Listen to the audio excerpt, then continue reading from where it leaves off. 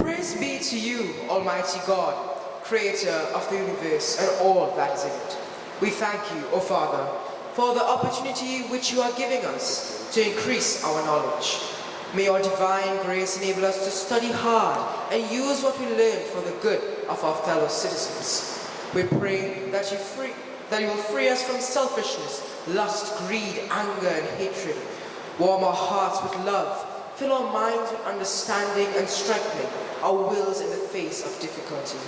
Help us, O Father, to make our beloved country of Trinidad and Tobago the kind of place you want it to be.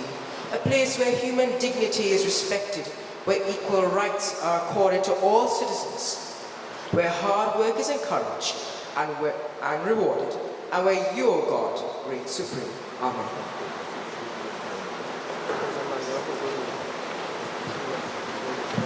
Okay, you can take a seat.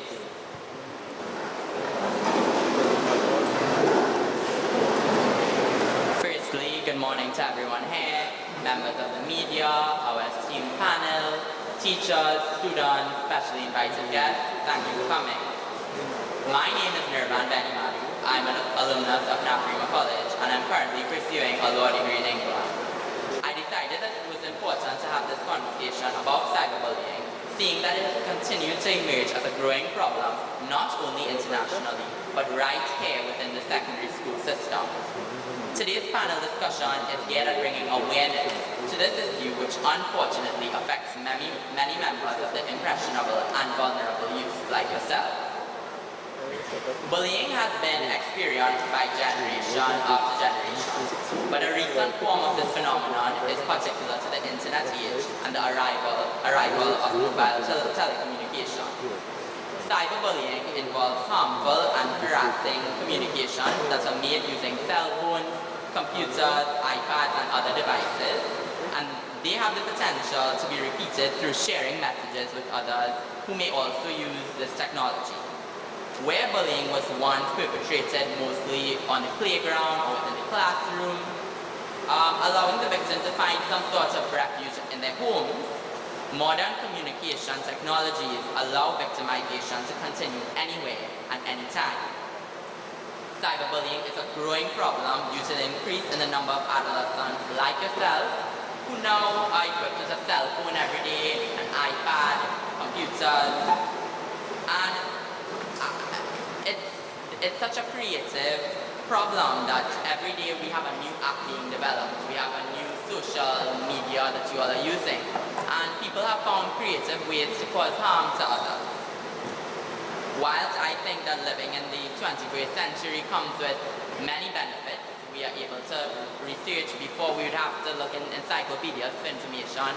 Now it's just, at the click of a mouse. There are also a lot of problems if we don't contain how we use the internet and communication devices. The anonymity through which people can cyberbully is also a big problem. So we have a panel here who's very committed to talking about this issue. Each person here feels strongly about it and understands that it's very topical.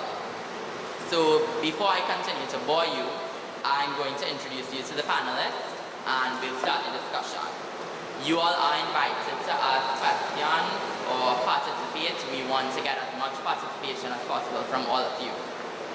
So sitting on today's panel is the esteemed attorney at law and former MP, Ms. Michaela Pandey.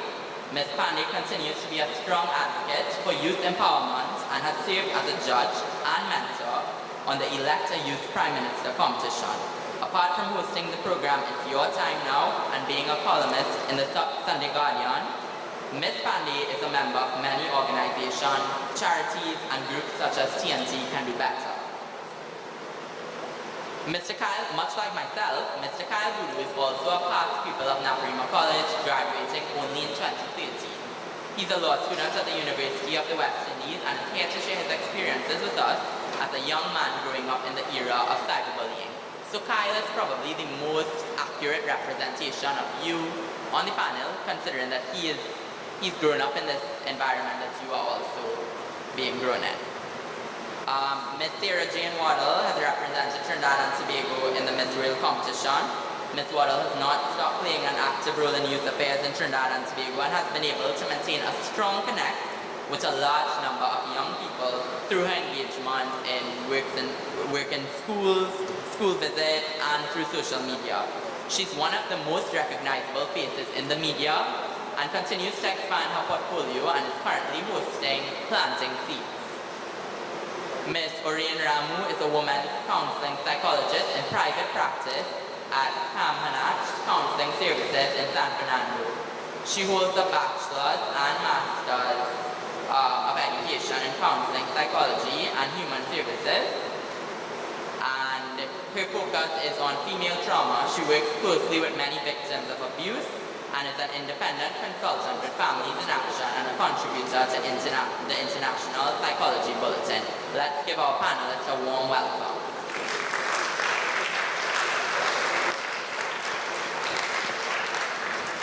I think that an important starting point is what actually constitutes cyberbullying, because I'm here telling you about cyberbullying, but do we actually understand what it means? What do you all understand it to mean? So I'm going to ask if anyone in the audience would like to make a statement about this. Is anyone brave enough? Evidently not. So we are going to, maybe you all are just a little bit shy, but I'm sure that you all are going to engage with us very shortly. So I'll tell you a bit and then we'll pass on to the panel. Cyberbullying is bullying using the modality of technology. It's relatively new, as I mentioned before, and it should not be treated lightly because a lot of people, I think they don't understand. They think, well, this is part of growing up. It is so prevalent on social media. We see people do things all the time and we begin to think that it's normal or that it's acceptable. That's not the case. So I'm going to pass over to the panel so that they could say to me what they think it is. So it is an honor to be amongst this esteemed panel. Cyberbullying is something when I came into Form 1, cell phones became all the rage. It was the start of it, right? Immediately, with the use of cell phones, came cyberbullying. I've seen many of my friends have been victims of cyberbullying. It is something that has affected them up until this day. There are different types of cyberbullying. Firstly, there's harassment, which is the most common, which is simply sending malicious or hurtful messages to people using an electronic device. There's flaming, which is online fights via instant messaging. There's exclusion, which is where people exclude their peers or exclude people from groups on Facebook, things like that. There's outing, which we know as well, which is the sharing of private information such as pictures, videos, and once these things are online, it is permanent. It is not going away. The internet is ruthless. And there's also masquerading, which is when someone creates a fake profile on Facebook, for example, of someone else, uses it to share information about them that may not be true. It takes very different forms. It can happen on different platforms. Now we have so many platforms. We have Snapchat, we have Instagram, we have everything. So it's just becoming more prevalent. And I'm actually quite glad that we have this panel right now because it is so crucial to talk about it. I don't know if anyone else wants to speak about it. Good morning, boys. Good morning. You fell asleep. Come on, wake up, wake up. Okay, so I want to ask a question because I'm not as young as my colleague here. Are you allowed to bring cell phones to school? Can anybody just tell me what the current policy is with regards to cell phones? Anybody? You? But you? Can you tell me? Please?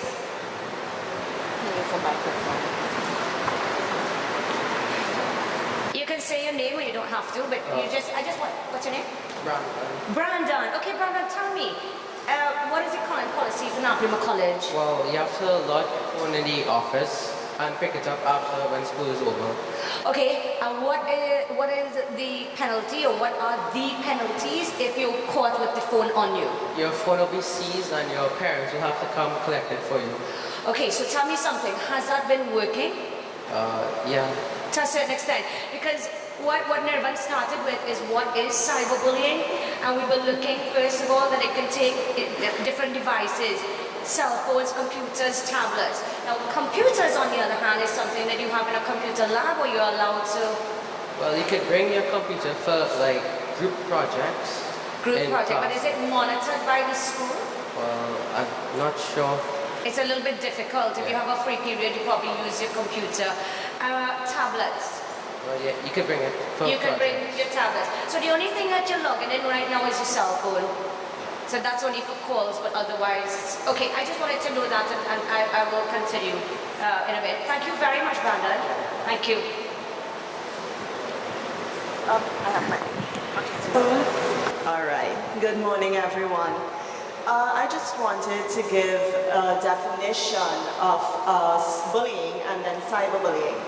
Bullying is intentional on the part of the bully, and the desire is to cause distress in the target or the victim. So it's an intentional desire to cause distress in another person. Traditional bullying is the bullying we find on the playground, it's the bullying we find in classrooms, that kind of thing. Cyberbullying is of course using cell phones, laptops, and of course all types of social media. So it's physical, it's not just physical aggression, but it's mental and emotional aggression that is taking place.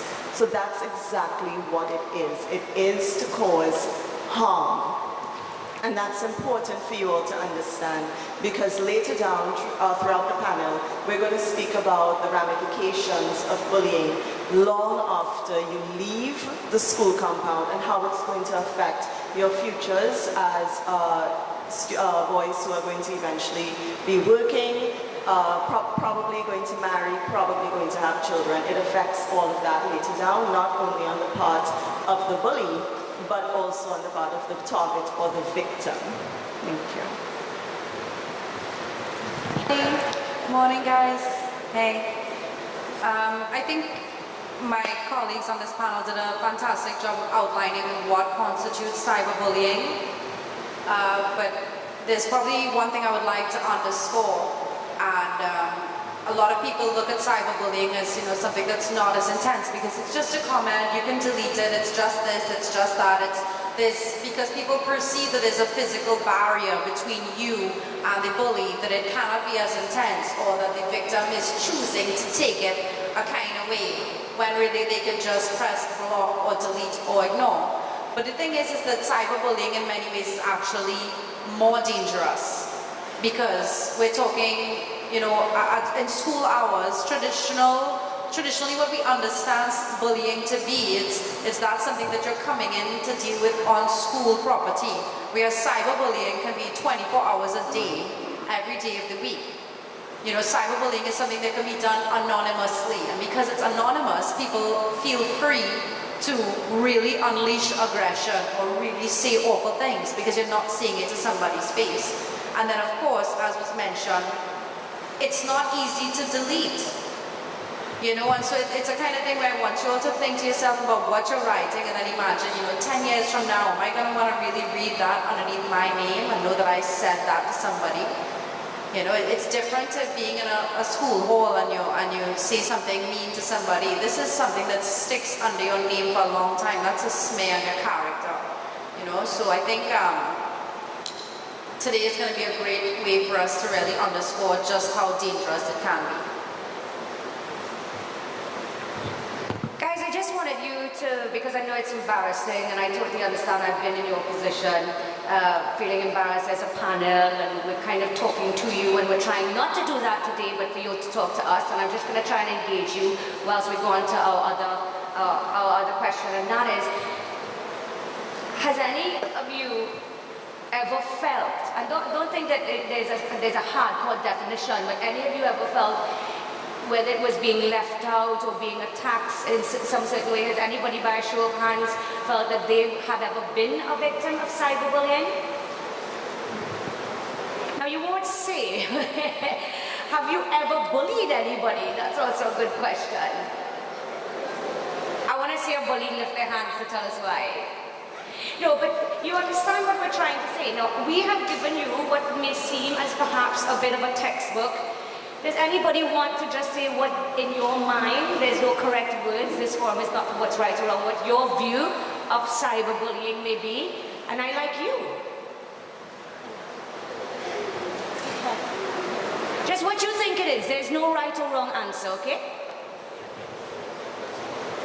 My name is Keisha, and I think cyberbullying is a way for the bully to hide, is to hide, to not get in trouble, so he wouldn't have to show his face while hurting the person. Okay, Keisha, tell me something. So you're saying that many times cyberbullying, when it takes place, because like my friend said, it's not only during school. Are there times that you don't know who is doing it? Yes, because they can put like a picture, not showing the face, never showing the face, putting a random name, and just commenting and chatting to somebody and tell them stuff. So you feel that you feel just as hurt if you don't know the person that's telling you something nasty, yes, because as if you know the person? Yes, because you can't report it. Nobody will know who's doing it. You can't get rid of that. Right, okay. And Keisha, I don't want you to answer for yourself, but you know anybody that this has happened to? No. You don't know anybody that is. What form are you in? One. Okay, all right. Thank you, Keisha. Thank you for that. Thank you very, very much. Very good. Okay, so I think since we've pitched that question out to the audience, if anyone would like to share an experience of whether it's your own experience of a friend who has been cyberbullied, but I think that everyone here on the panel would have had some sort of experience, whether it was they were bullied or they have a friend who's been bullied on the internet. I've been cyberbullied actually.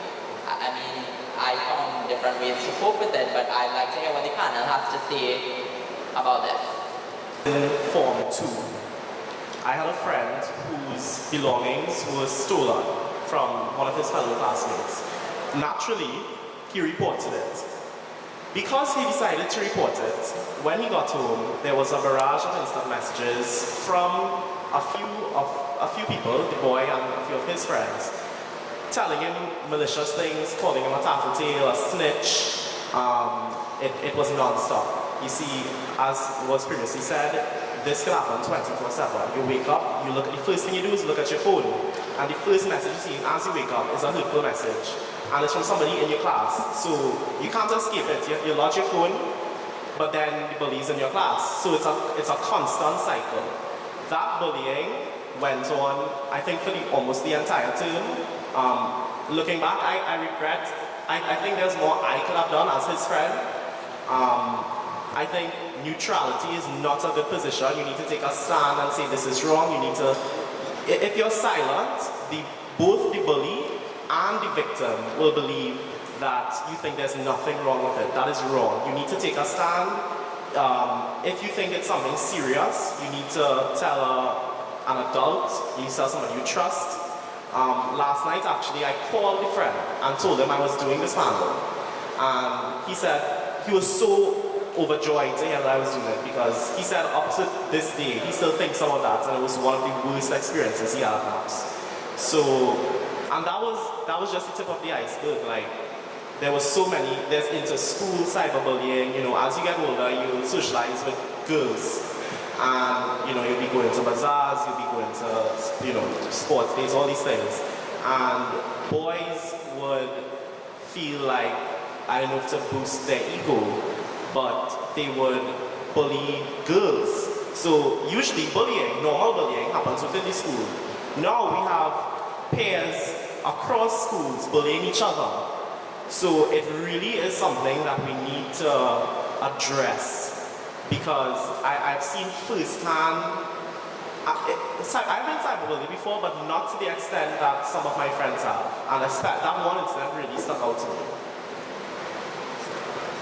Yes, Kyle, I agree with you completely, and I think that Kyle made a very important point that a lot of us, though we may not be cyberbullying someone, or we may not even be the victims of cyberbullying, we all have a role to play because we sit by and we just allow it to happen.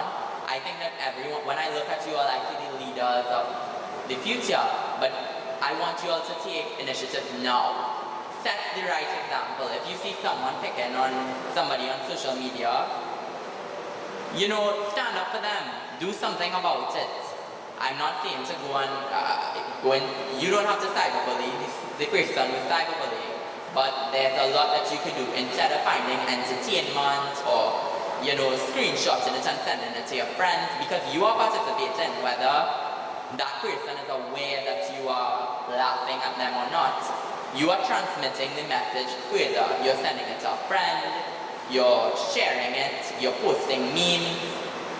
We need to all, I want you all to be the leaders of tomorrow, but I want you all to do that today.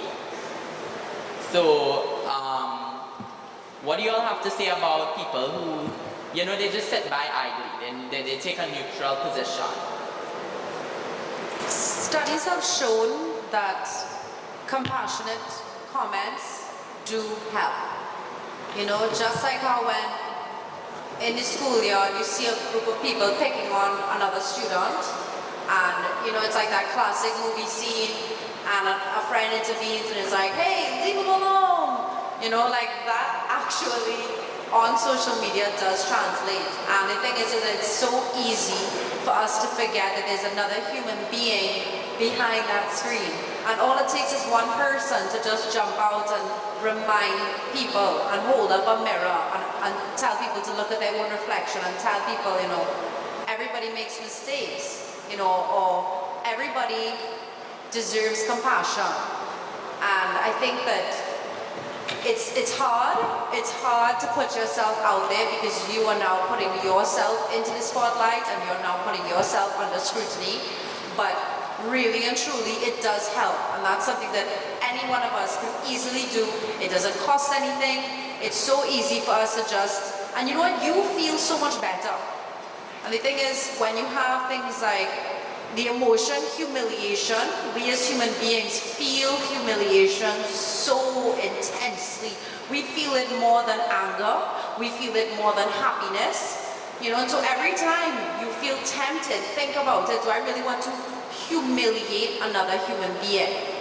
You know, as for me personally, when you do a pageant, you are literally telling the world, please judge me, criticize me. You're offering up yourself for scrutiny. And with that is going to come negative and positive. And so when I went up for Miss World, I mean, it was immediate. It was immediate, you know, because of my skin color or because of this or that, where I live. It was always going to be commentary. And at the end of the day, I knew who I was. And if I know who I am, nobody can tell me who I am. And at the end of the day, it wasn't a situation where I was completely ignoring or bypassing what people had to say. What I did was I communicated. A lot of us, like Kyle's friend, they go through this pain in silence and they don't speak up to their peers, their friends, their teachers, their parents. You know, and the thing is, I said to my mom, I said, Mom, I need you to do me a favor. I want you to just go on these sites and, you know, just read through the comments, and if you see any critique that is worthwhile, if you see anything that I should know about, anything that could really help me, pass it on to me. And the rest, I just blocked it out. I never read them. And that's really the best thing you can do is not fuel the fire, because when you're responding, you are actually fueling it. The best thing to do is hit block or ignore, you know, and make sure that you know who you are.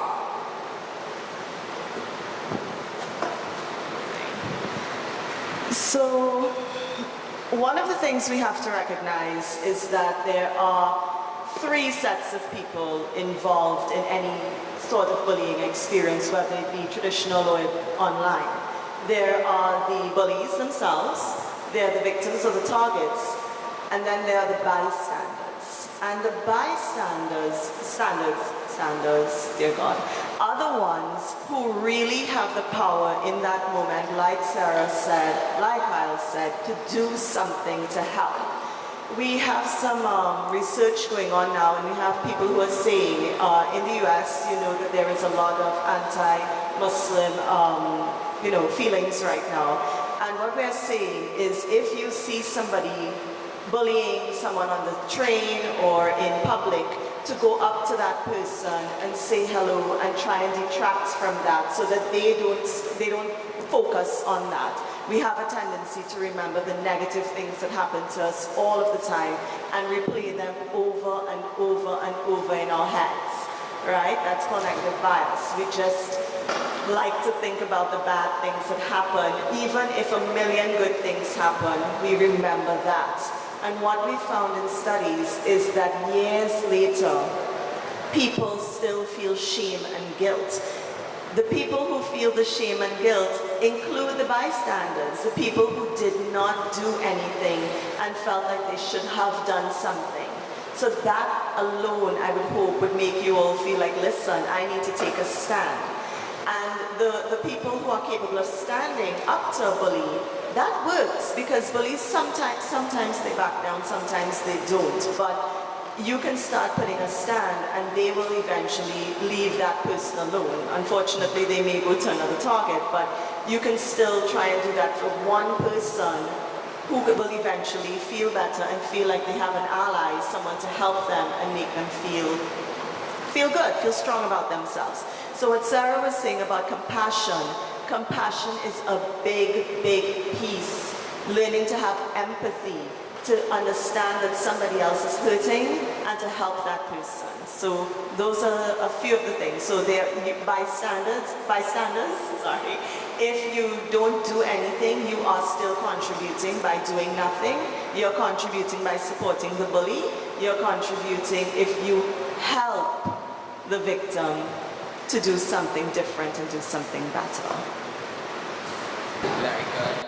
Also, I just want to remind you all of some of the things that people are cyberbullied based on, because maybe you haven't been affected by it yet, but I have no doubt in my mind that it is something that you all will come into contact with.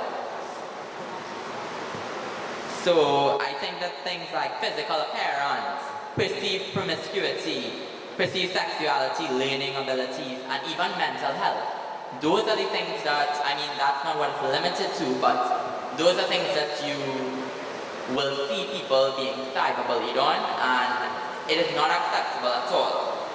Now I think we've all kind of gathered that cyberbullying is a serious issue, but what can someone do if they feel like they are being cyberbullied? So I'll pass you over to Ms. Pandey, who will talk about what provisions there are in the law. Before I bore you to death with law, guys, you spend about, 7 hours a day in school. So whilst I understand that cyberbullying continues when you go home at night, when you wake up in the morning before you actually are at school, we're asking you to do something if it's happening to you, and we're also asking those, if you know it's happening to somebody, to do something.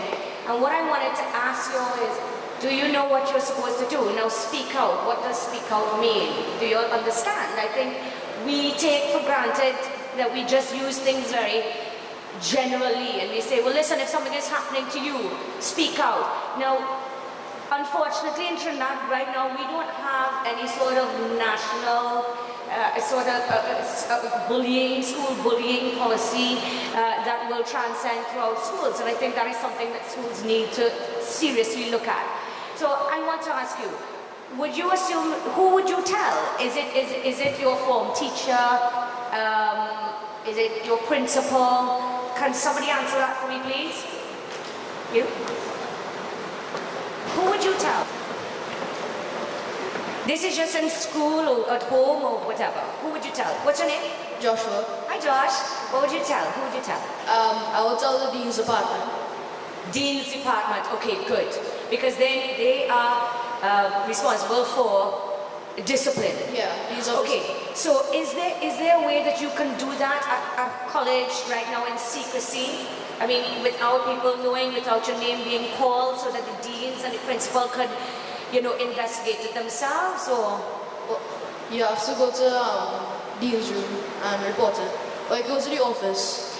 Tell me something, Josh. Do you think if we implemented in schools an easier way to complain, perhaps even in a strange way via email to school or to teachers, so you're not ever physically seen going into the office, might be easier?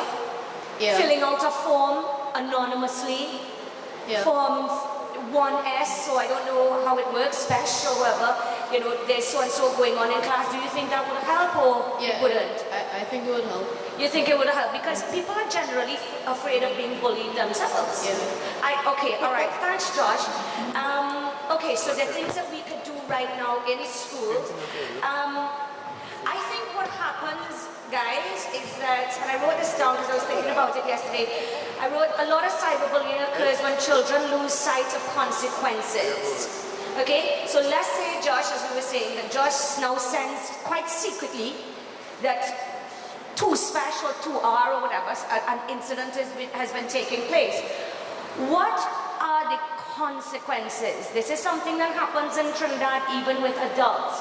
We break the laws, we do whatever we want because there are no consequences. Are there currently any consequences? I mean, perhaps we haven't had it happen in NAPS boys yet, and we do know that it has happened. But if you have repeated it, do you know, for example, what the consequence may be? Or would you suggest what the consequence should be? Does anybody have any idea? Smalley in the back, I like you. You look like a brilliant, brilliant kid. Tell me, you. Yeah. You look super bright. I want to hear you. Okay, so you understand what we're talking about? We're talking about. Okay, so here's what. Are there right now, and you're not going to get in any trouble, and please remember, tell me your name first. My name is Che. Okay, Che. Consequences. You know, a long time people they used to know, consequences. What are the consequences? What is the punishment? Right now, if somebody is found bullying, cyberbullying, you know of any? I know you might be in Form 1 now. Yeah. Okay. One of them would be to have detention for a certain amount of time. Okay. Or suspension. Or suspension. Yeah. Okay. So, do you think that will help? Well, Detention can be fun, you know, especially if your other friends are there. it kind of depends on what kind of bullying. Like, Okay, tell if me, it's tell me. physical bullying, you will have to go and speak to the victim up front. Right. And for cyberbullying, well, you'll still have to speak to the victim up front, but verbal bullying, you'll have to speak to the authority and they'll have to give you help on Right. in what manner to speak. That's fabulous. Thank you, Jen. I really, really appreciate that. Okay, so those are some of the things, but I wanted to, I have to obviously, do you all understand that joking and sometimes just sending a silly message, not in itself is bullying, but it's cyberbullying, it's seen as continuous. Continuous. Okay, so what I wanted to just, would you like me to tell them the law as it is and bore them? I think it's important because you all need to know that this is something serious. I think that that young man made a good point because he thought about it.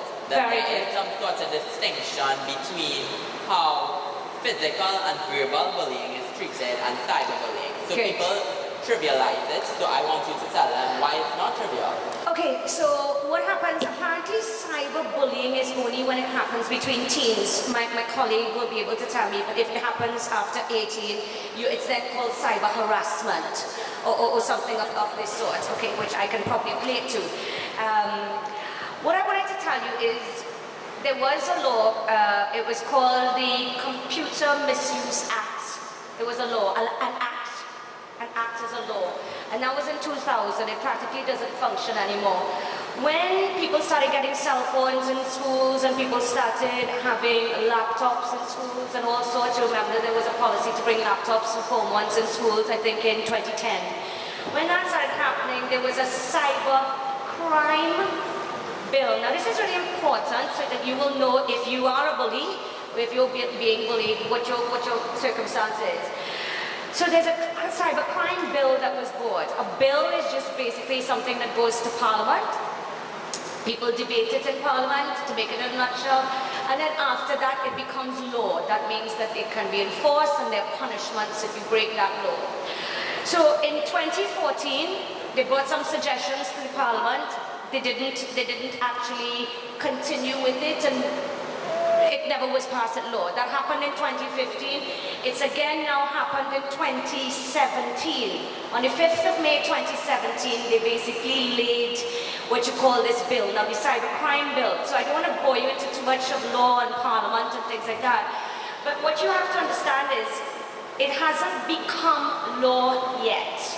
And that to me is very, very worrying, because this has been going on, and you see different experts saying since 2011, 2013, the number of incidents of cyberbullying has increased.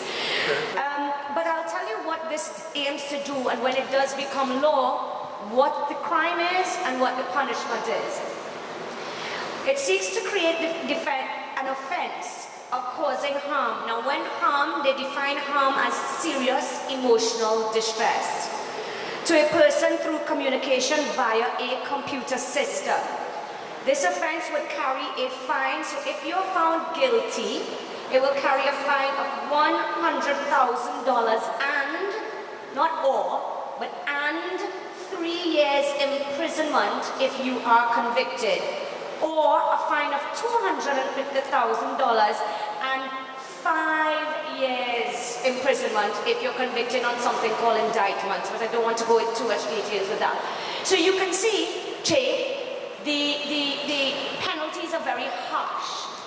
So the harsher the penalty, the less likely you think that people, do you all think that is a good law that should be put into place? Okay, that's currently in the process of becoming law. Hopefully it will soon, and then, because you know, like I was saying, it happens. I'm sort of, my friend Sarah Jane is in the public eye, I'm in the public eye, and some really horrible, nasty things are said on Facebook. They tweet things about you, Snapchat, the amount of things. And this is not happening, guys, from teenager to teenager. These are grown adult people. So I don't want you to think that you're the only people that it's happening to. I can be brave, but I will tell you, it hurts me like it hurts everybody else. It breaks my self-confidence. I get a little bit more nervous, a little bit more, sometimes it puts self-doubt, and I mean, and I'm 40. All right, don't look at me like I'm not. You sure? I am. And you know, and it happens to me. It happens to people, it happens to politicians, it happens to lawyers, it happens to doctors. It's not just happening to you in Form 1, 2, 3, 4, 5 when you go into university. But you have to gain and grasp the tools now that you need to find a coping mechanism and really understand and build your own self-worth. Because like I say, while there are laws, these things are in process. You guys should think about forming a group, not just in Form 1s, but with Form 1s, 2, 3, 4, sort of forming some kind of organization where that you could be the voice that speak out for other people, which is wonderful because that's what my friend Sarah Jane is also doing. So I mean, I hope it helps you with the law, but I will tell you, when it does come into force, there is imprisonment. You can go to prison if you have been found guilty for 2 years in some circumstances and 5 years in others, $150,000 and $250,000. So that is really to act as a deterrent. And I hope that helps, and I don't want to take up other speakers too much of your time. I actually was going to go to Ms. Ramu next, so she could tell us about what is available in terms of counseling. But before we get to that, Mick made a very important point that sometimes, you know, some of the panelists, they are in the public eye. Everything they do is more scrutinized than everyone else. So can you share with us how that makes you all feel? Like it basically, everyone here could say that they experience being cyberbullied, but For very few people, something goes viral and everybody's talking about it, everybody wants a piece of the pie. Cyberbullying is almost, I think, like a business. So if something is trending or somebody thinks that everybody's talking about something, everyone wants to get involved. Do you understand what I'm saying? We need to discourage that in some way. What do you all have to say? Why is Sarah laughing? Oh boy. So most of y'all would know I obviously had a pretty viral incident earlier this year. And you know, I think all through the years, you know, I've been in the public eye for a long time, and it really never affected me. It really, I just ignored it, you know, and I think this was the first time that compounded with what I was going through in my personal life, you know, that I just felt the weight of it so heavily. You know, okay, so I can ask you guys this, you know. How many of you all here have done something stupid that you regret? Not me. I'm there, right? Good, I'm glad to see there are no perfect human beings in this room. And, you know, like me, y'all have done something you regret. Unlike me, it probably did not play out in front of hundreds of thousands of people. And at that point, you know, I have to ask you all what it is that would separate me from y'all. Even if I live a public life, what is it about me that is less human than y'all? And that was a really hard pill for me to swallow, because it was a situation where people felt entitled.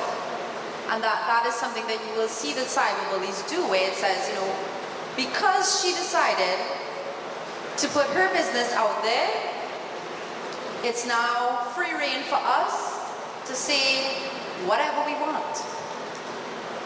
And again, it's very easy for us to forget that there's somebody behind it all.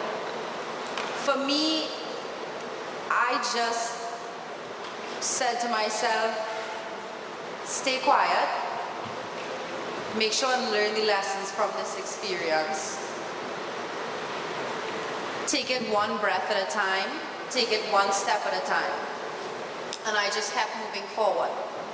And I mean, yeah, I mean, I can really say it to you all, you know, few people in this room have probably experienced the wrath of cyberbullying to the extent that I have.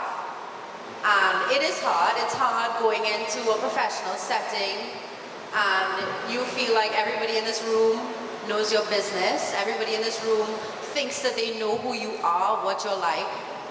And to me, I can look at it as something that would depress me, upset me, make me stay at home, or I can just look at it as another challenge. This is just another dragon to slay today, you know, and I have to go out there. Now I have my work cut out for me, that I have to prove people wrong. And never ever let something that somebody else says about you change who you are, because your reputation is not your character. Your reputation is not your character. I think that's it. That's all I have to say about that. I think what you can learn from this is very important. The permanence of social media and what you post. Once it's out there forever. You guys know that you can delete it. Somebody can take a snapshot of it. People could, there are so many things. Download it, save it. There were girls who there were pictures taken of them. And whether you're told to take it off of the internet, there are still people who have it that was sent through a Dropbox and all kinds of things. Now, there are two ways to look at it. if you put yourself out there, you're gonna have to accept that there are going to be repercussions, okay? Whether that's in a good way or a bad way. I put myself out there because I'm involved in politics and things like that. And if you put yourself out there, you have to be willing to understand that there's some negativity that comes with it. Like I say, you've got to hold your head up high. You got to know what you're doing, and we all know that we make mistakes, and that's okay. But unfortunately, for you, and in this generation, your mistakes are watched, and your mistakes are recorded, and everybody sees it. Who doesn't have a phone that can take a picture? So you got to watch what you do. You have to watch what you say. You have to understand how permanent it is. Also, what I think a lot of people don't know, some 15 years ago in the United Kingdom, when you, and now it's almost certain it's going to happen. When you go for a job, your employers look at your Facebook page. And if you think that you can block it, and if you think that you can select your friends, you are sorely mistaken. There are ways that people can see your profile through one of your friends, by adding you as a friend that you don't think is a friend, or all sorts. You have to make sure that when you're in Form 1, Form 2, Form 3, that you're not putting out anything there, because if I had to employ you, before I look at your CV and see that you've actually gotten fabulous grades and your first class honors, etc., I will look at your Facebook page, because it will tell me the kind of person that you are. And if it is permanent, and trust me, there are people who are not going to want to they might want to victimize you. Keep things. Show things when you become prominent people in society. Yes, you are going to make mistakes. But unfortunately for you, you have to think harder than perhaps when I was younger, of what you do and what you say, how you treat with others. Again, I just want to reiterate, everybody has a down day, but even me, I speak to someone. It could be your mom, it could be a friend. Speak to someone who can give you some advice, who can be the voice for you. Pick yourself up. But for those tempted to hurt other people, we're also watching you and what you are writing and the kind of people you are, and whether you are the kind of people that we want to employ. Whether you are the kind of people, I don't know if you've seen recently in a university, I think it was Harvard University. I believe it was Harvard, forgive me if I got it wrong. Students were actually, they got their places, best university, and they told them they rejected their place because some bullying of some sort they had done on social media, and they said, we don't want students like that in our school. And you're talking about top students. The world is changing, and if any time you're going to do something, you're going to put something, you have to think twice. It will come back to haunt you, and you don't want to spend the rest of your time justifying to an employer why you put on Facebook what you were putting, or putting on Instagram what you were putting. Those things, guys, please know they are permanent. So I think now we could pass on to Ms. Rama, who could tell us, Michaela said that, talk to a friend, talk to your mom, reach out to someone. What provisions are there by the state or by, private practice? What can people really do if they think that they are a victim of cyberbullying? If you are a victim and you are a minor, meaning that you are under the age of 18, you do need your parents' permission to see any counselor or seek any help outside of school. So if the school has a guidance counselor, does the school have a guidance counselor? Let's ask one of the boys. Does the school have a guidance counselor? Who is it? Have you? Blue hoodie. Who's feeling cold? It has two blue hoodies. Blue hoodie with the hood on. Come on. Oh dear.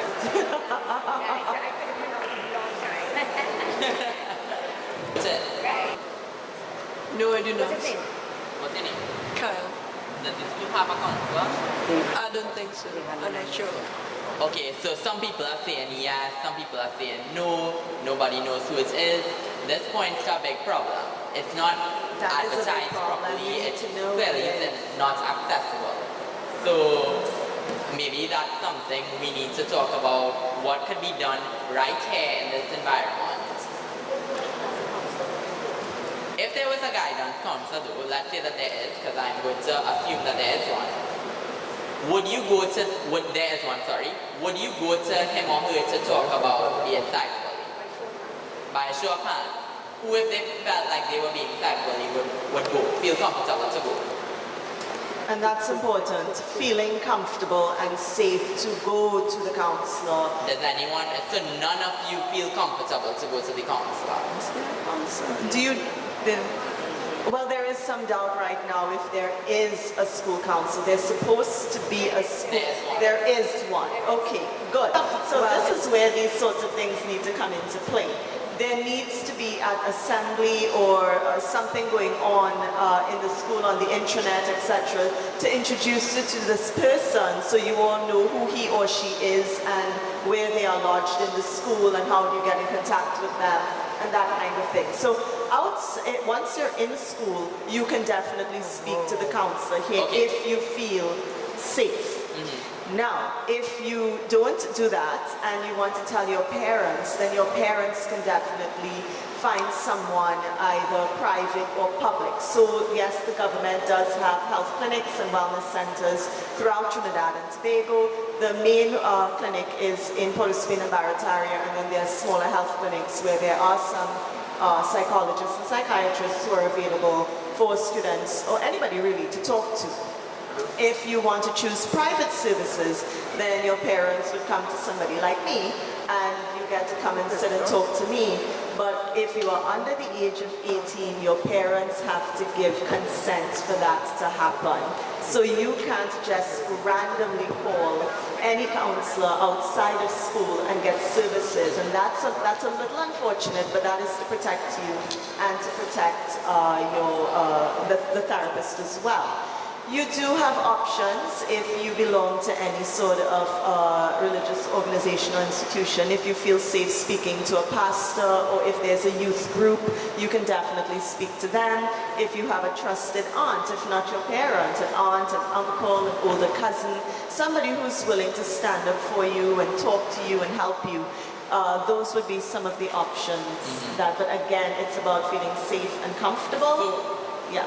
So basically, we are saying that there are options. Oh yes, but we have to find a way to bridge the gap. So, people saying that maybe emailing or like something where you have your identity is protected. You're with friends now, right? We're gonna go just now, so I just, we'll take up enough of your time. We're friends enough for you to be honest with me, agreed? Please? Tell me something. Is the issue of complaining, tell me, okay? Whether it is telling, like Doctor said, whether it is telling your teacher, your friend, the counselor, is the issue confidentiality? Would you please raise your hands if it's confidentiality? In other words, not wanting people to know? Do you all feel that people will pick on you if you report something to a teacher or... Put your hands up then, so I can tell. Is it that you just don't want people to know? Please be honest with me, guys. I mean, so it means all of you all want people to know? I don't think so. Is the issue why you wouldn't tell confidentiality? Come on, tell me. Come on, friend. Kyle. We were talking. I hope it's right name. Sorry, boy. Is the issue confidentiality? You understand what I mean by that word? Just being able to tell without anyone knowing. Okay, you know what? I would like to interject with how many of you all feel safe telling a parent, either your mother or your father, that something like this is happening to you? That's very encouraging. I actually thought that we would have a lower response to that because I feel that even parents sometimes trivialize cyberbullying or even mental health, all these things, because they don't understand or they aren't as exposed. Information is now available to you. So I think you would be more receptive if I was to talk to you about depression as opposed to maybe my grandmother. She'd be like, what do you have to be depressed about? So Would you go to your counselor or would you prefer to email your counselor? if you want to email, raise your hand. If you want to go see the counselor, I'll ask. Would you prefer to email all the boys at the back? Let me hear you all, because we all. Would you all prefer to email a counselor? And if you don't answer, I'll pick you. So would you prefer to email or to go into an office and speak personally? Email, raise your hand. Go to the office. Oh, it's 50-50. Fabulous. Okay, so we need to implement both. Okay, thank you. That's good. So Kyle, let me hear what you have to say. You're the most recent out of the education system. And I also want to hear what Sarah has to say. What do you think we could do to bridge that gap? Well, to make cyberbullying an issue that people feel comfortable talking about as well as doing something about it? in my time at NAPS, we did not have a counselor. I always thought that was strange, but we did have peer counselors, and I think that they are very underutilized. But also, I feel we need a counselor because students would not feel comfortable speaking to their peers about this. Because sometimes it might be the peer counselor who do the cyberbullying. You know, you really never know sometimes. You really never know. So what we need to do is, and I know for a fact that peer counselors they do training. We need to train them on how to deal with these things. Also, we need to tell students, the school has a responsibility to the students to spot the signs of someone who's being a bully. And like your friend, if you think your friend is avoiding the internet or becoming withdrawn, depressed, you need to pick up on the signs. Things like being secretive of online activities, reluctant to leave the house, to come to school, if his schoolwork is being affected by it, if his grades are dropping, you know, you need to show compassion to your friend, implore them to speak to someone, if it's an adult, anyone, because communication is key. But I think the consensus is not out on if we have a counselor or not, but I hope we do. We should get one, and I think you all should feel comfortable to speak to this counselor because that is what he or she is there for. That is what he or she is trained for. And he or she is the best person for you to speak to about, because I know you might feel uncomfortable to speak to the deans because they can be a bit intimidating. I understand, trust me. But speak to anyone who you think could help. Yes, I agree. Like, I would actually encourage you. In my university, I have many friends. I've actually been to the counselor before. It's very accessible. People don't feel embarrassed to go and talk about something that bothers them. It could be anything. And you all have to be the ones to make this process something that's not shameful, something that's not uncomfortable. Everyone has problems, or they might be bothered by something. And I want to encourage you to be brave enough. You're not a coward if you are scared about something or you're hurt by something. You're actually a brave person if you could recognize that and seek the help that you need. So, Sarah, what do you have to say about that? I think that as human beings, we have to look out for each other. No man is an island, and at the end of the day, if you see a friend who's struggling, who's experiencing this, who doesn't know where to turn, tell them, hey, let's go in together. I'll come with you. We can sit up and talk it through together. I'll help you. Because a lot of the times, people want to say something, but they would rather, for some reason in them, they would rather experience it alone. And so you as a friend have to understand that sometimes to be a good friend is to really step in and take an active role in it. And like I said, to me the biggest thing that any one of you all can do is be watchful online and don't be afraid to jump in and stand up for what's right, even if you're standing alone. So we all have a role to play, essentially, as what Sarah said, whether it's as a counselor, as an attorney, as a personality, and you most importantly, you could be you need to encourage your friends as well. If you see somebody who they post something online and you think that it's inappropriate or it could be hurtful to someone, man up, say to them, this is wrong. You know, like, do you feel better about yourself if you hurt someone else? That shows assertiveness.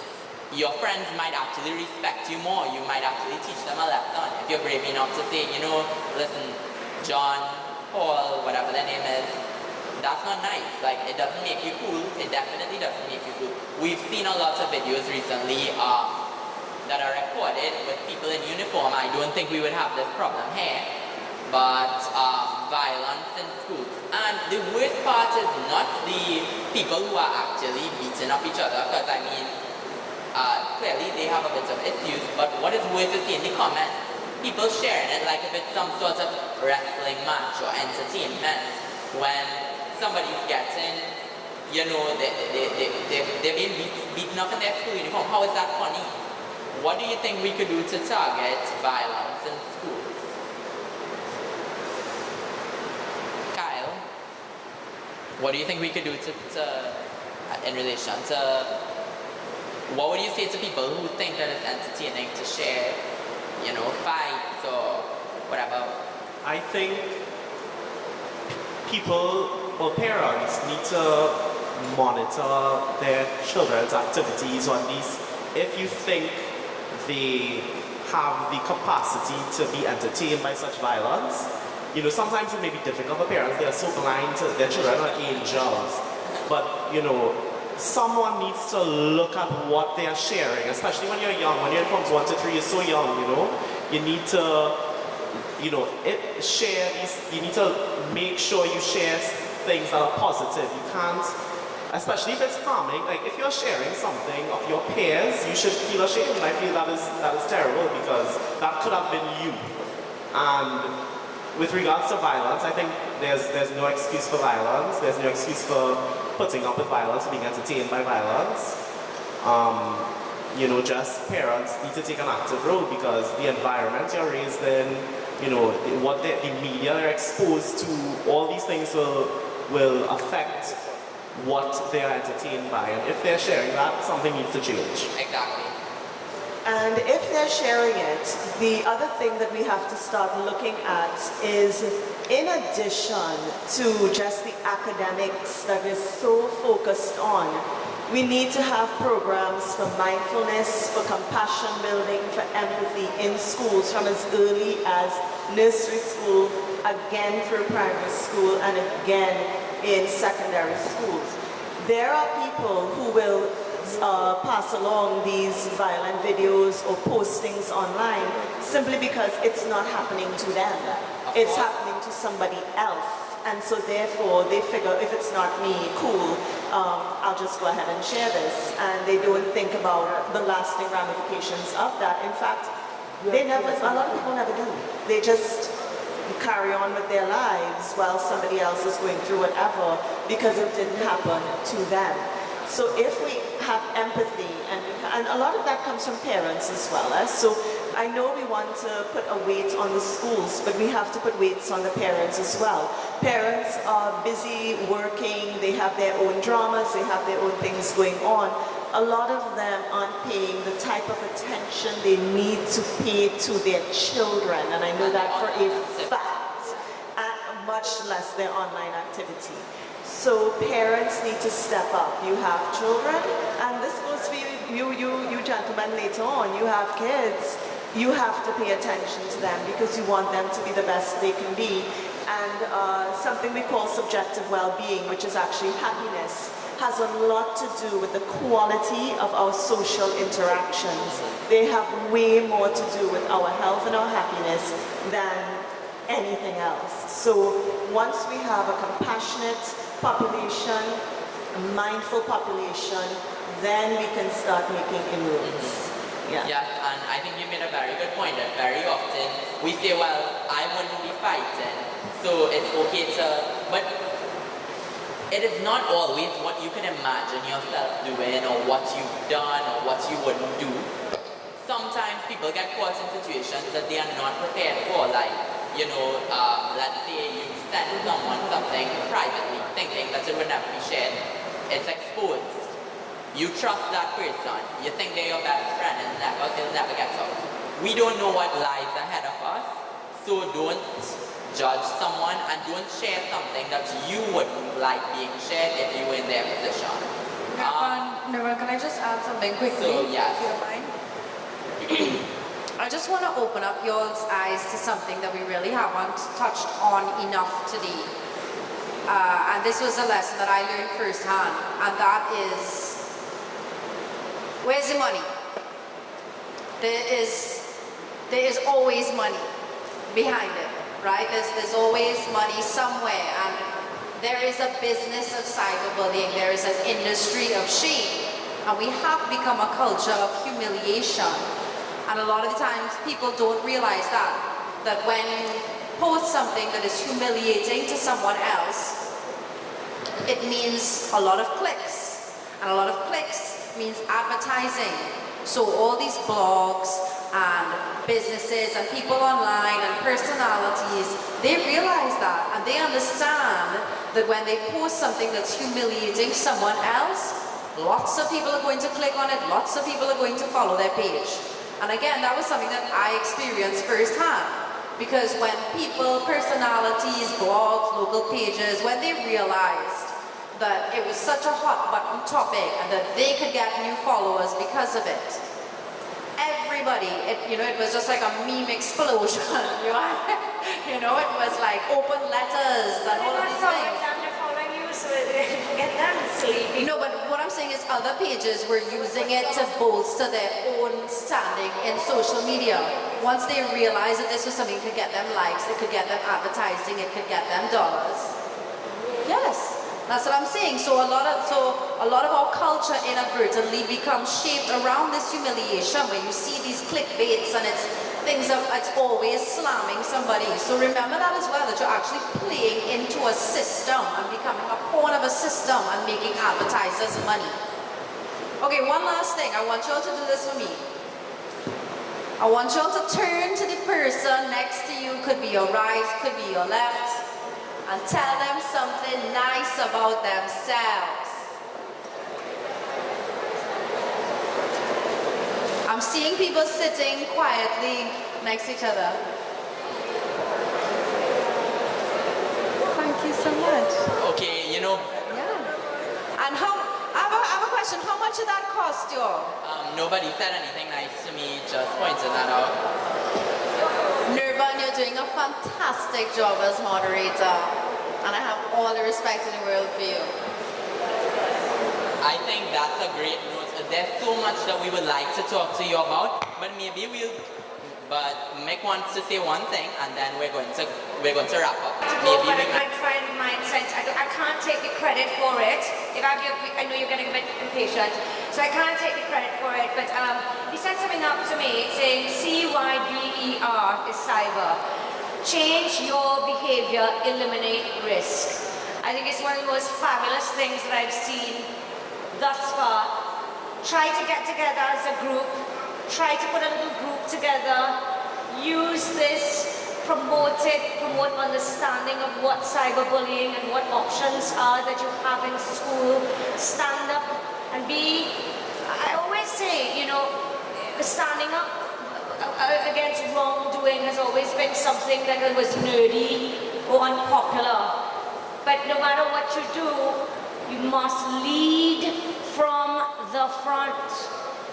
Lead from the front. There are many leaders in you and people who are sitting here with us today. Do something. Be the change you want to see. You must have heard that many, many, many times. And I'm going to come back to this school because I did go to this school for A-levels, and I'm going to see, hopefully, that you've put together a group of some sort, and what you're doing with it, how you're spreading understanding of what cyberbullying is and what repercussions that you have suggested to your teachers that there should be, and in any way that I could possibly help, I will leave my contact, and you can contact me, and I'll be happy to come back. Thank you for having me. I think any way that any of us can help you, I think I speak for the entire panel when I say we are all here for you. Kyle, you want to say something? Okay. Alright, so I just want to say a quick thank you to everyone before we close. Firstly, I would like to say a special thank you to Mrs. Reshma Tipolzad for organizing this panel discussion. It is through her commitment to having this event that we are all here today. So can we give Ms. Tipol a round of applause?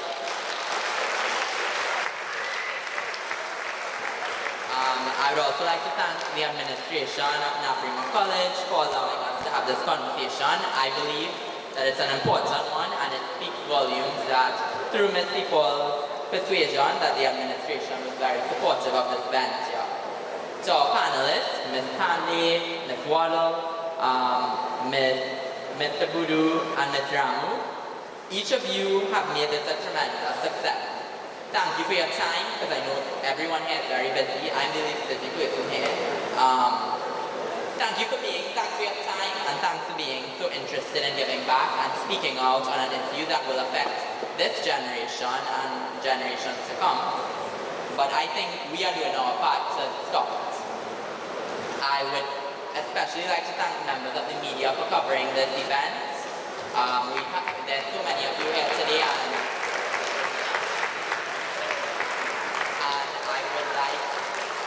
I would like to say a special thank you to Mr. Sandy Maharaj and the Focus Production. They have agreed to record this entire panel discussion pro bono, just so that other students in other schools would be able to see it. You all are lucky to be here for the live show, but some people aren't as fortunate.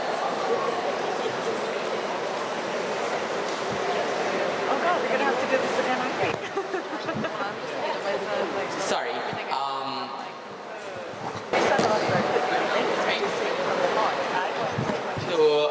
I would like to pass over to Mr. Nathan Mohammed, who would just like to give greetings on behalf of the administration of Naparima College, and then we'll conclude. Don't worry.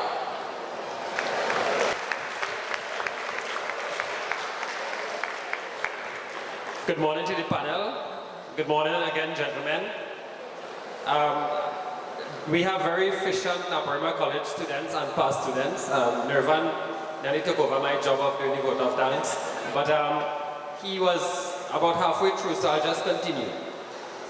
First of all, I'd like to say that I'm extremely impressed with all the members of the panel and the chairperson, Nirvan. I think, Michaela, you impressed me with your knowledge in the past, and today was no different. We thank you for telling us a little bit about the letter of the law without boring us with the law. And it was nice of you to highlight the fact to these students about the importance of keeping a clean Facebook page and other pages online. And the fact that some of our honor roll students might be rejected because of their activities online. So thank you, Michaela. Kyle, you didn't look like you left, you know, I thought you were still here. Thank you for your student perspective and also of how to, telling us of how to spot the signs of bullying. I took a note of how to keep an eye on our children, because I really do agree with Noreen when you said that we really don't know what children are up to. So, and Kyle, thank you for the positive, for telling us about taking a positive approach to the use of technology. Sarah, first time I'm actually meeting you. I might have seen you online before, but it's a pleasure to see you in person and to hear you speak. I think you're very intelligent, and I think this whole program was too short to really raise the awareness of cyberbullying. Just a few words for our psychologists. I think we need to hear more from you, because you were very informative, telling us about the legality and the redress that we have through counselors. I myself try to listen to students, even though I'm not a counselor. I always tell my students that they're free to tell me anything in confidentiality or confidential. So I am a great well, I can keep plenty secrets. So, and you boys know that about me. So thank you to our chairman. I think you did quite a great job. And to the media. Before I close, I would like to thank the audience. You guys really impressed us this morning. We know that you all are intelligent, but you really showed that you can participate in this intelligent conversation today. Just a few short words. We do have a counselor, and I am an acting dean, so that when we do have our minor problems, because I don't believe we have major problems here, but when we do have problems, we refer students on the advice of the parents to the counselors to speak with them, and she comes in once a week. So I think the timing of this, I can't remember her name, but I can get that for you. There's one of the other deans who deal with her on a regular basis, so he would know her.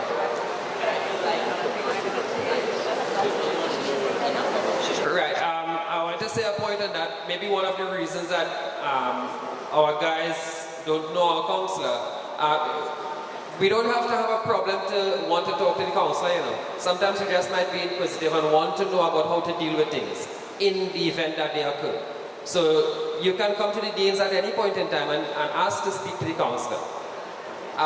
The timing of this discussion was great, since you all know, even though we're not allowed to bring our devices to school as yet, that we are pretty soon going to launch the Smart School program.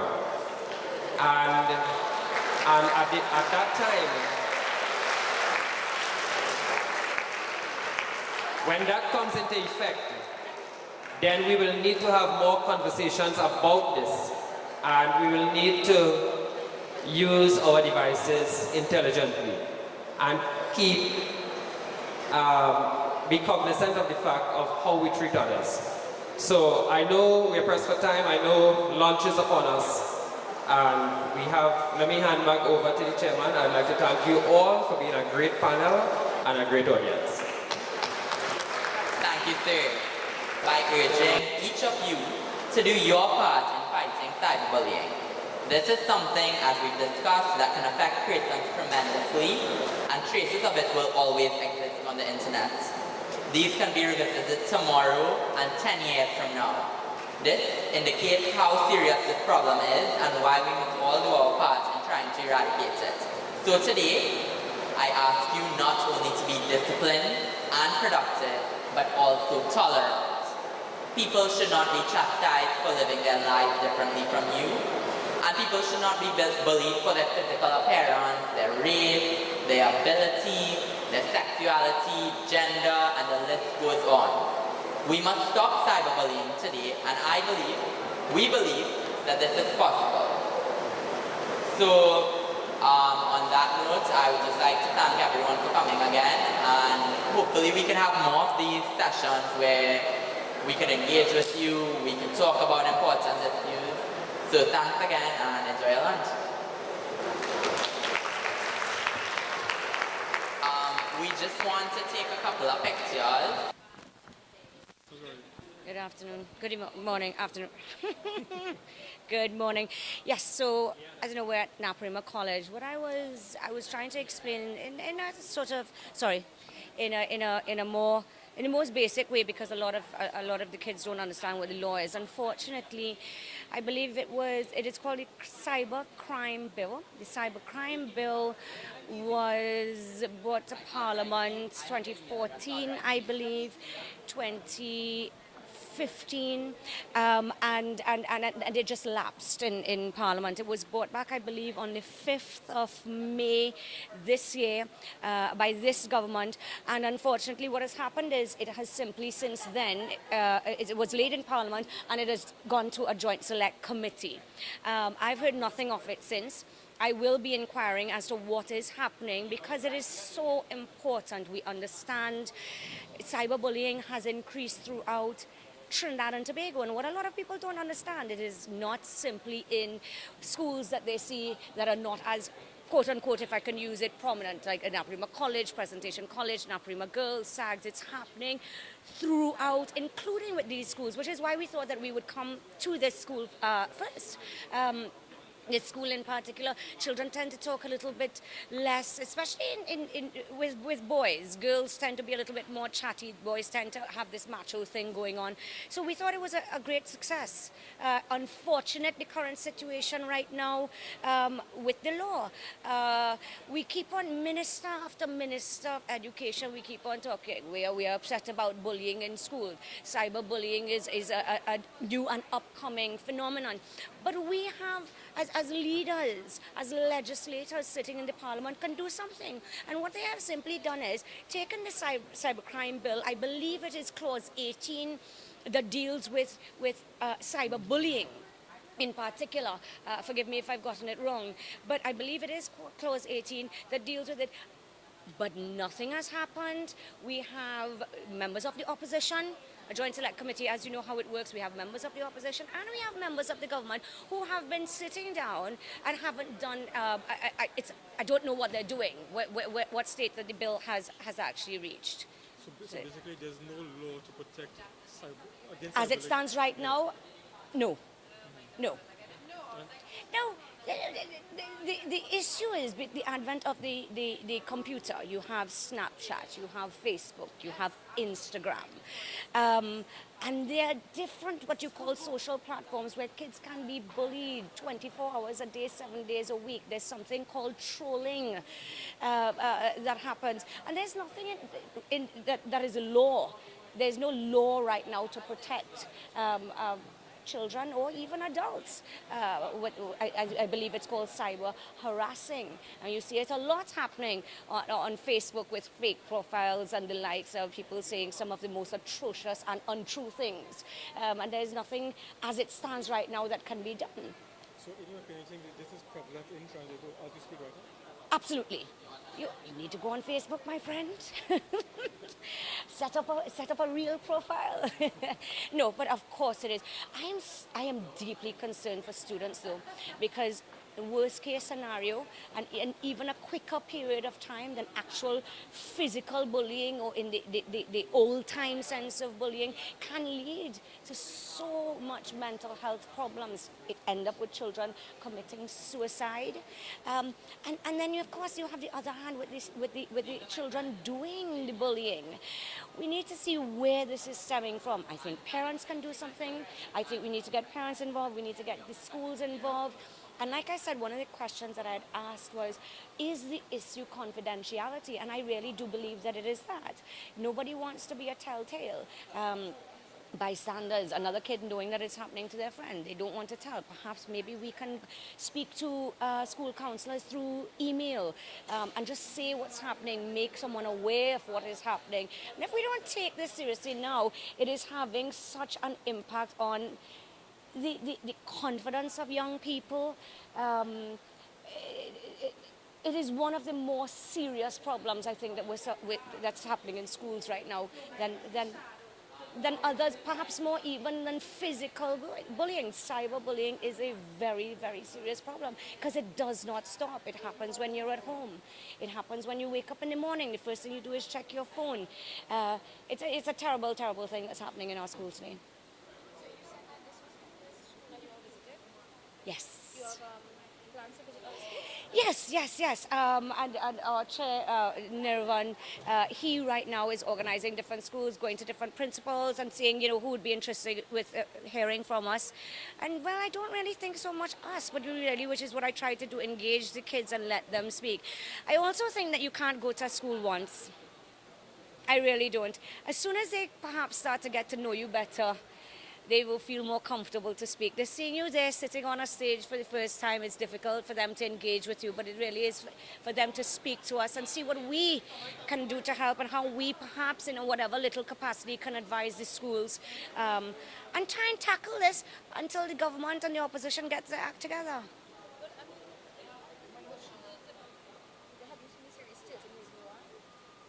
It is a series on Netflix. I haven't watched it. I haven't had that much time, but it is about young people committing suicide. One person, actually. One person. Okay, forgive me.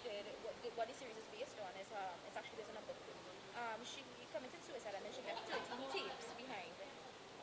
explaining why she did it and naming certain people as to what she did and why she did. I'm not talking about cyberbullying. Right. I mean, with things like that, very, very popular now. A lot of the young people are looking at shows like this. I mean, what is the message that you want to send directly to those in power, the opposition and the government, about cyber crime? They need to get their act together. I think there is no excuse to say that they don't know that this is happening. If they do not know that this is happening, there's a serious disconnect between the people in power, whether that be the government or the opposition, and the people on the ground. Everybody has a kid, or a niece, or a nephew, or a grandchild. It is prevalent. You must see that young people are on their phones all the time. They need to get their act together. I think short-term effects are as bad as low self-confidence that children may be feeling, how it may affect them, lead to eating disorders. There's so many things happening in school, and I know for a fact in primary schools of children cutting themselves, not being able to deal with this constant bullying that happens by bullies who are actually cowards, hiding behind phones. They know that it's happening. Government after government, they change. Minister of Education after Minister of Education. Do what you need to do. Put the laws in there. And you see, the next thing is, yes, it's one thing to pass a law. The next problem we face is this. They have to make sure it's implemented. To go into a bigger issue. The issue is, yes, we can pass the law, but we have to make sure it's implemented. We need to speak to young people. With them. Let them speak to us.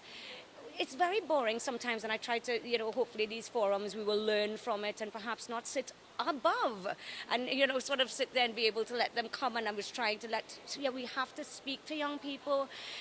Politicians have to get serious. Young people are the future. The same people who are sitting here are going to be people who are going to be Form 3, going to be voting. They're 18 years old. They are the future.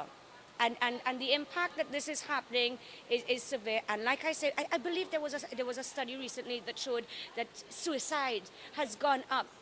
And that is because you are dealing with pressure from so many different levels. You're dealing with pressure on so many different social platforms. You're being judged from the moment you get up, how you look.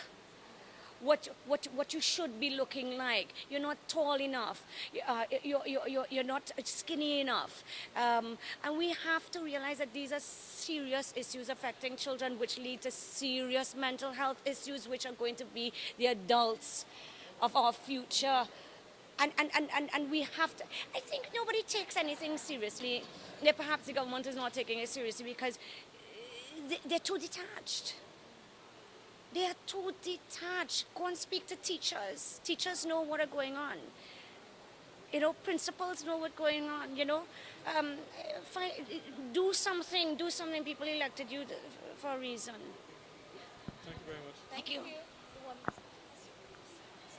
Sure. So what we want to know is what would you have learned from that experience? I think there was a lot to be learned, I think that, goodness, it's like, where do I begin?